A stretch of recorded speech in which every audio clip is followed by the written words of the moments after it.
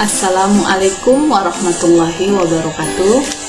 Baiklah, di sini saya akan mempresentasikan hasil dari mind mapping saya mengenai akuntabilitas. Nah, setelah itu saya akan memberikan contoh tentang pengimplementasian akuntabilitas di lingkungan kerja saya sesuai dengan tupoksi saya, yaitu guru bimbingan konseling di SMP Negeri 1 Sekanan.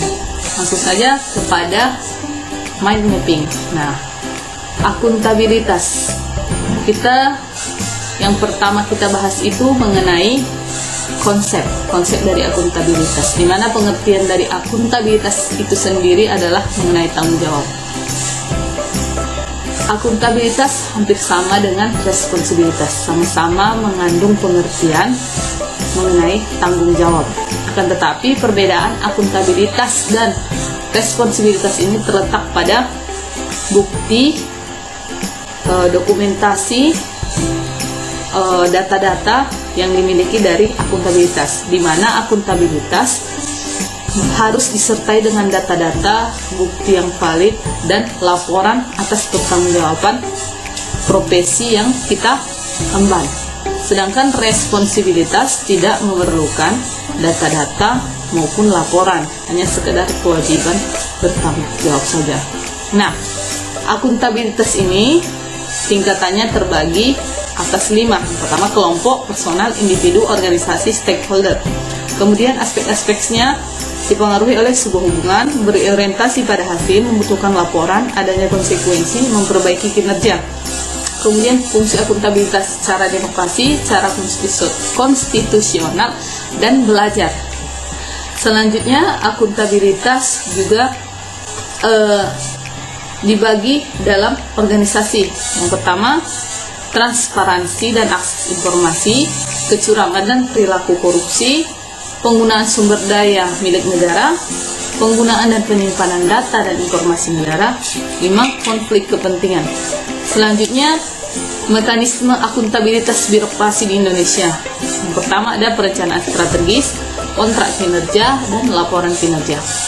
Selanjutnya, nilai-nilai dari akuntabilitas itu ada 9 poin. Yang pertama, kepemimpinan, kemudian kedua, transparansi, ketiga, keseimbangan, yang keempat, integritas, 5, tanggung jawab, 6, kejelasan, 7, keadilan, 8, kepercayaan, dan 9, konsistensi.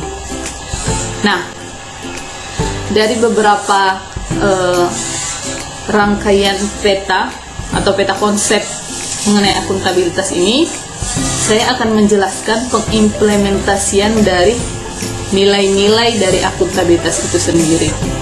Nah, nilai-nilai akuntabilitas yang saya terapkan di lingkungan kerja atau instansi tempat saya bekerja, tupoksi saya sebagai guru BK. Yang pertama, kepemimpinan. Nah, dalam melakukan bimbingan karakter siswa, baik secara klasikal, kelompok maupun individual, saya sebagai pemimpin dalam kegiatan bimbingan tentunya mengarahkan siswa dan membantu siswa mengatasi cara penyelesaian masalah siswa. Karena peran saya di sini, tupoksi saya adalah sebagai guru BK. Yang kedua, transparansi. Dalam konteks menyelesaikan permasalahan siswa, tentunya saya sebagai pengurus guru harus terbuka menerima keadaan siswa yang ada dalam masalah, terbuka menyampaikan informasi maupun nasihat-nasihat jalan penyelesaian masalah. Sebaliknya juga, siswa harus terbuka menyampaikan keluhan, permasalahan, ataupun kendala yang tengah dialaminya sehingga mengganggu proses pembelajarannya. Yang ketiga, integritas. Nah, pengimplementasiannya saya selaku guru BK memang sudah menjadi kewajiban dan tupoksi saya selaku guru bimbingan konseling untuk mengarahkan dan membimbing siswa serta mengentaskan permasalahan siswa sehingga siswa dapat berkembang dan lebih terarah. Dan sebagai guru yang berintegritas, tentunya saya melibatkan beberapa pihak. Selain siswa juga terlibat guru wali kelas, orang tua, bahkan kepala sekolah. Selanjutnya yang keempat adalah tanggung jawab. Sesuai dengan peran dan fungsi yang saya jalankan sebagai guru BK, saya bertanggung jawab untuk mendampingi dan mengayomi sampai permasalahan siswa dapat terpecahkan atau dapat diselesaikan dengan baik. Yang kelima adalah keadilan. Selaku guru yang profesional dalam memberikan pelayanan, saya tidak boleh pandang bulu. Setiap siswa harus saya perlakukan dengan adil. Mau itu baik, buruk, cantik, jelek, dari kalangan atas atau bawah, kemudian pintar atau bodoh, semuanya harus saya layani dengan sepenuh hati ketika ia membutuhkan bantuan saya. Yang keenam, kepercayaan. Sebagai seorang guru BK yang menangani permasalahan siswa, tentunya banyak rahasia siswa yang terbongkar. Untuk menjaga kepercayaan siswa, sudah menjadi tugas guru BK untuk menjaga kerahasiaan dari permasalahan tersebut, baik kepada guru mata pelajaran maupun pada siswa yang lainnya. Kecuali jika permasalahan berkenaan dengan beberapa pihak yang terkait, maka perlu diceritakan permasalahannya.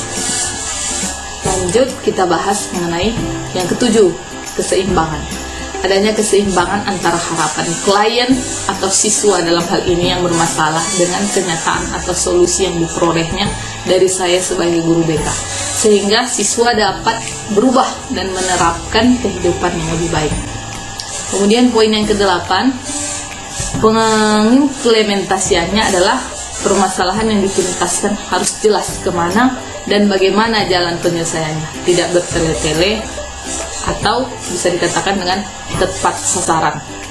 Kemudian yang ke-9 adalah konsistensi, di mana dalam hal ini guru BK harus terus-menerus membimbing dan mengayomi siswa menuntaskan permasalahannya, konsisten dengan jalan pemecahan masalahnya, dan ada rencana tindak lanjut bagi permasalahan yang sedikit lebih rumit.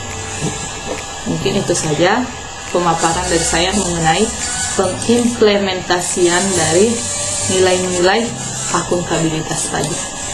Terima kasih.